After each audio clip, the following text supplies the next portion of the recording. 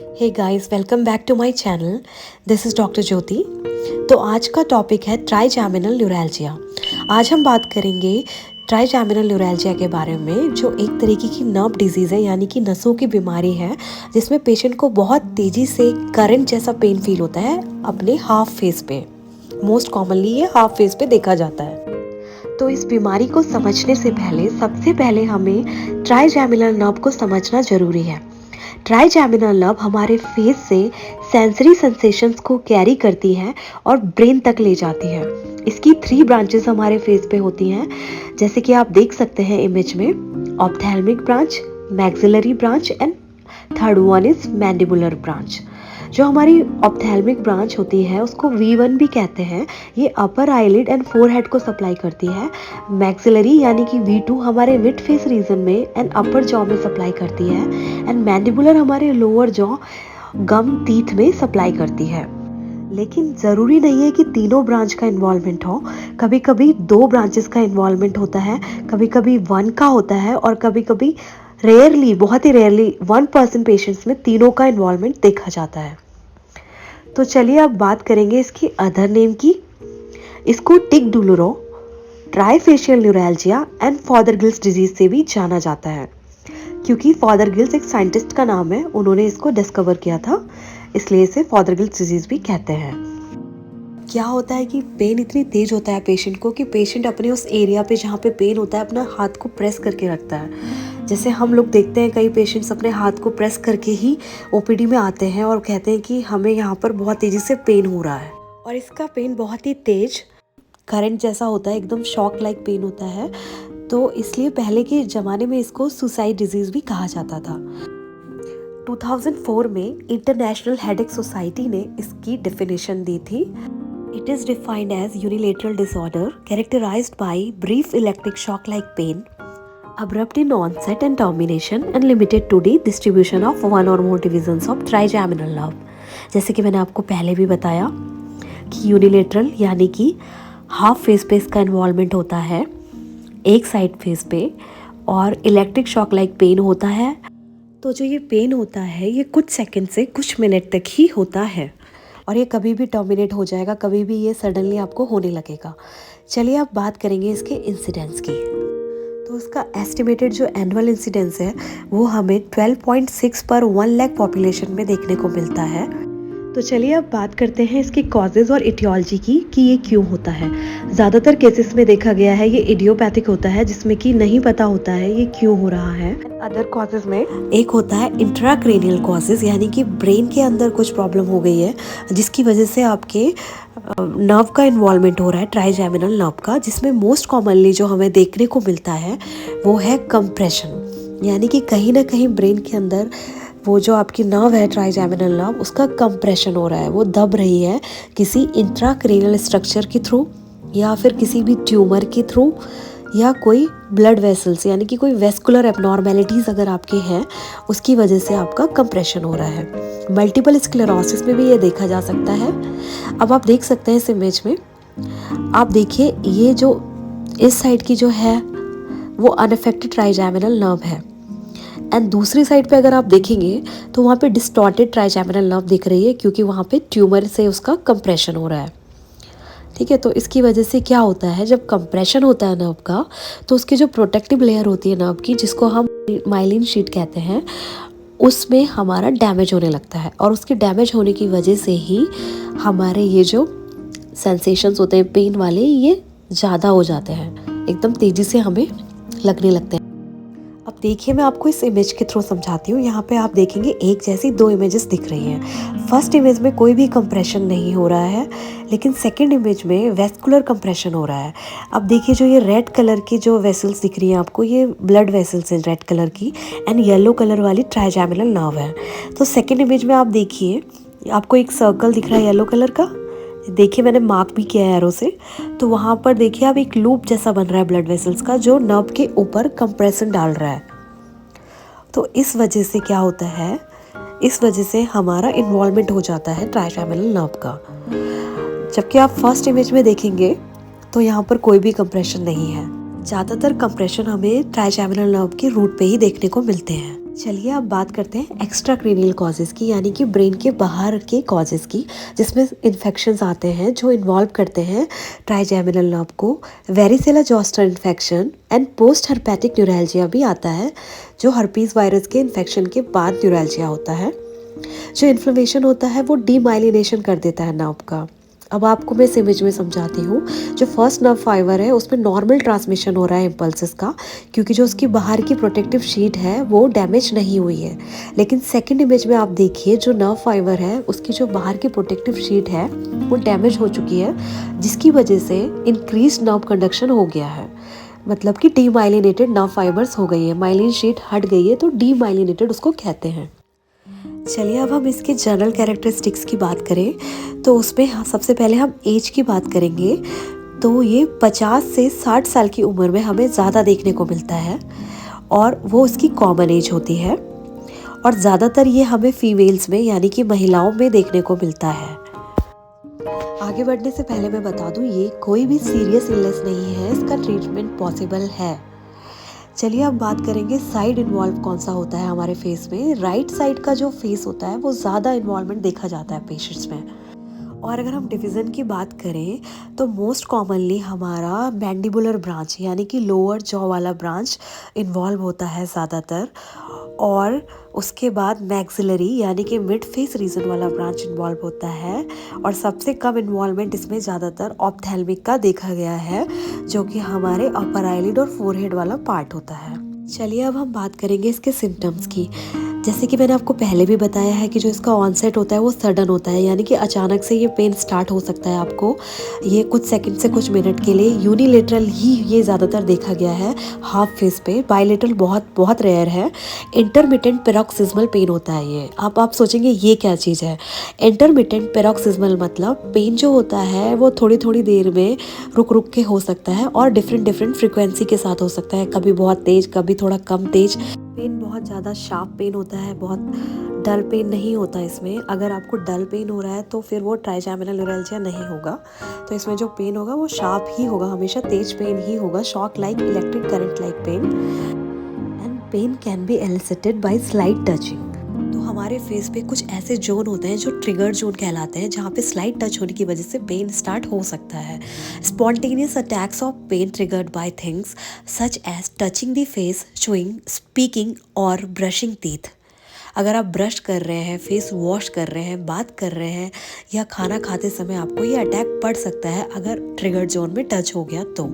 और इसमें जो पेन होता है वो कुछ सेकंड से लेकर कुछ मिनट तक ही देखने को मिलता है, यानी कि कंटिन्यूअस पेन नहीं होता है इसमें, और बस उसी एरिया में होता है जहाँ पे ट्राइजेमिनल नर्व सप्लाई करती है, including the cheek, jaw, teeth, gums, lips and less often the I and forehead. जैसे कि पहले भी मैंने बताया है कि अपर वाला पार्ट कम इन्वॉल्व होता है, तो इसलिए उसमें कम होता है ये। अब क्या होता है कि पेन जो होता है वो हम जब सोते हैं उस टाइम पे नहीं होता है ये पेन। ये इसका एक कैरेक्टरिस्टिक फीचर है, तो सोते समय ये पेन आपको नहीं होगा। Bouts of multiple attacks lasting days, weeks, months और longer. Some people have periods when they experience no pain. कुछ टाइम के लिए आपको कोई पेन नहीं होगा, तो ऐसा भी होता है। और कभी कभी जो ये पेन होता है ये आपको कुछ दिनों तक होता है और फिर ठीक होता है। किसी को ये हफ्ते तक होता है, किसी को महीनों तक, और किसी को उससे भी लंबे टाइम तक ये हो सकता है। लेकिन इसमें घबराने वाली बात नहीं है, ये ठीक भी हो जाता है। कुछ एक्सट्रीम केसेस में पेशेंट का जो फेस होता है वो मोशनलेस फेस कहलाता है, यानी कि फ्रोजन और मास्क लाइक फेस हो जाता है, मतलब कि एक्सप्रेशनलेस फेस दिखने को मिलता है। प्रेजेंस ऑफ इंट्रा ओरल और एक्स्ट्रा ओरल ट्रिगर पॉइंट्स, जैसे कि मैंने आपको पहले भी बताया कि कुछ पॉइंट्स होते हैं, ट्रिगर पॉइंट्स होते हैं, जिनको टच करने से ये पेन होता है। तो ट्रिगर पॉइंट्स क्या होते हैं आप इस इमेज में देख सकते हैं। ये जो ब्लैक डॉट हैं ये मैंने ट्रिगर पॉइंट्स आपको दिखाए हैं। मोस्ट कॉमनली जो होते हैं वो चीक, लिप, नोज और बक्कल म्यूकोसा होते हैं। अब क्या होता है, बहुत सारे वैरायटी ऑफ ट्रिगर्स हो सकते हैं। मतलब कि अगर कोई अपना फेस को शेविंग कर रहा है या फिर टच कर रहा है, खाते समय, पानी पीते समय, ब्रश करते समय, बात करते समय, इवन मेकअप लगाते समय भी ये हो सकता है, स्माइलिंग के टाइम पे भी ये आपको हो सकता है। यानी कि ये सब जो एक्टिविटीज़ हैं इसके टाइम पे ये ट्रिगर हो जाता है पेन आपको। तो चलिए अब हम बात करेंगे डायग्नोस्टिक क्राइटेरिया के बारे में। तो वाइट एंड स्वीट एक साइंटिस्ट का नाम है जिन्होंने इसके डायग्नोस्टिक क्राइटेरिया दिए थे। तो उन्होंने 5 डायग्नोस्टिक क्राइटेरिया दिए थे, जिसमें से first one is pain is always paroxysmal pain, and then pain provoked by light touch to trigger zones. And third one is pain confined to the trigeminal distribution only. And fourth one is pain is always unilateral. And last one is clinical sensory examination should be normal. So these are the diagnostic criteria according to White and Sweet. चलिए अब बात करेंगे कि इसका diagnosis and investigation आगे कैसे किया जाए। तो सबसे पहले there should be clinical examination with proper history. Patient से आपको पूछना है कि पेन कैसे हुआ, कैसे स्टार्ट हुआ, प्रॉपर हिस्ट्री उसकी आपको कलेक्ट करनी है। ट्रिगर जोन एग्जामिनेशन आपको करना है टच करके, एंड ट्राइजेमिनल नर्व एग्जामिनेशन भी आपको करना है। तो अगर हम आगे बात करें तो फिर जो नेक्स्ट हमारा है स्टेप वो है injection of local anaesthetic agents into patients trigger zone.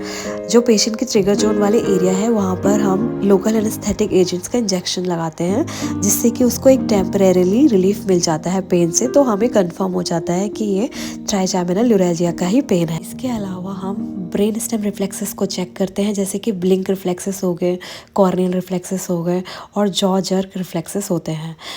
कई बार कुछ पेशेंट्स को लगता है कि उनका किसी टूथ में पेन हो रहा है तो वो एक्सट्रैक्शन करवा लेते हैं, तो एक्सट्रैक्शन की हिस्ट्री भी पेशेंट्स देते हैं।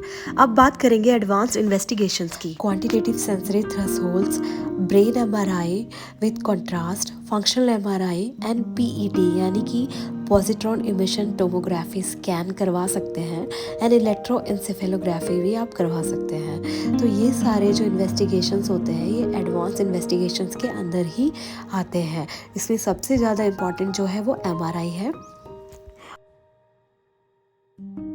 अब हम बात करेंगे ट्रीटमेंट पार्ट की। Treatment part is divided into 3 parts, pharmacological यानी कि medicinal treatment, surgical and others. कुछ पेशेंट्स अपने काफ़ी टूथ एक्सट्रैक्शंस करवा चुके होते हैं, उन्हें लगता है कि इस वाले दांत में दर्द है तो उसको वो एक्सट्रैक्ट करवा देते हैं, फिर भी उनका पेन कम नहीं होता तो फिर दूसरे दांत को एक्सट्रैक्ट करवाते हैं। तो ये गलत है। आप जब भी ट्रीटमेंट करवाएं तो स्पेशलिस्ट से ही करवाएं। चलिए अब बात करेंगे हम मेडिसिनल ट्रीटमेंट की। तो फर्स्ट लाइन अप्रोच में जो आते हैं वो आते हैं कार्बामाजिपिन, ऑक्स कार्बामाजिपिन। सेकेंड लाइन अप्रोच में आती है फेनेटोइन, बैक्लोफेन एंड लेमोट्रिजिन ड्रग्स। तो अब मैं आपको बताऊंगी जो फर्स्ट लाइन ड्रग्स होती है यानी कि ड्रग ऑफ चॉइस जो होती है वो होती है कार्बामाजिपिन। उसका मैकेनिज्म ऑफ एक्शन क्या होता है? So it works by blocking the sodium channels, और उसकी वजह से जो क्या होता है नर्व एक्साइटेशन में होता है वो कम हो जाता है। इसकी जो डोजिंग होती है 100 मिलीग्राम से स्टार्ट करते हैं 3 डेज़ के लिए, then 200 milligram for next 3 days, and based on the response of the patients you can go up to the 300 milligram. Third line approach की जिसमें कि clonazepam, valproic acid, gabapentin, topiramate and vigabatrin जैसी medicine आती हैं।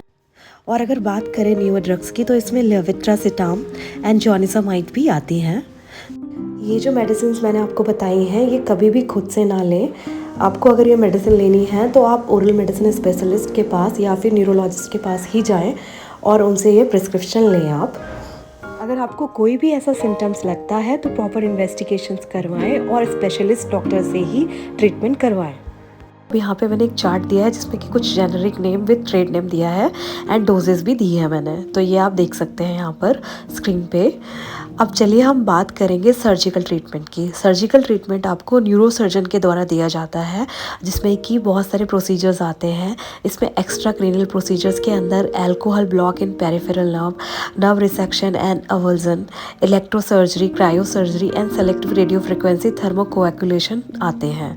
अब अगर हम बात करें इंट्राक्रेनियल प्रोसीजर्स की तो उसमें भी alcohol blockage at gasserian ganglion, radio frequency thermocoagulation at ganglion, retrogasserian rhizotomy, medullary tractotomy, mid brain tractotomy and intracranial nerve decompression, जो कि बहुत ही कॉमनली आजकल किया जाता है, वो आता है।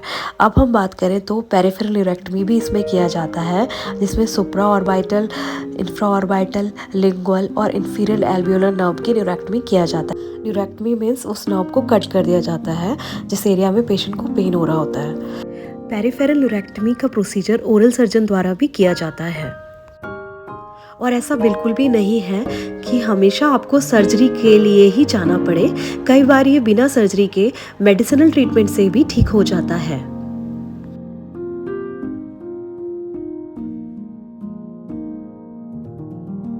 और अगर सर्जरी के लिए भी जाना पड़े तो उसमें सर्जरी के बाद रिकवरी बहुत ही अच्छी देखी गई है और मरीज को तुरंत ही आराम मिलता है। और आप लोग जो मेरा ये वीडियो देख रहे हैं, या ऐसे कोई भी पेशेंट्स जिसको ये सिम्टम्स हैं या जिसको ये डिज़ीज़ है, उसको बिल्कुल भी स्ट्रेस नहीं लेना है, बिल्कुल भी घबराना नहीं है। ये कोई लाइलाज बीमारी नहीं है, इसका ट्रीटमेंट संभव है और इसका रिकवरी भी हो जाता है, तो आपको बिल्कुल भी स्ट्रेस नहीं लेना है। और अगर आप लोग मुझसे कंसल्ट करना चाहते हैं, मुझसे सलाह लेना चाहते हैं, तो आप मेरी मेल आईडी के थ्रू मुझसे कांटेक्ट कर सकते हैं। सो गाइज, आज के लिए इतना ही। Thank you so much for watching my video. अगर आपको मेरा वीडियो पसंद आए तो लाइक एंड शेयर ज़रूर करें और सब्सक्राइब भी ज़रूर करें। Stay healthy and happy. Bye bye.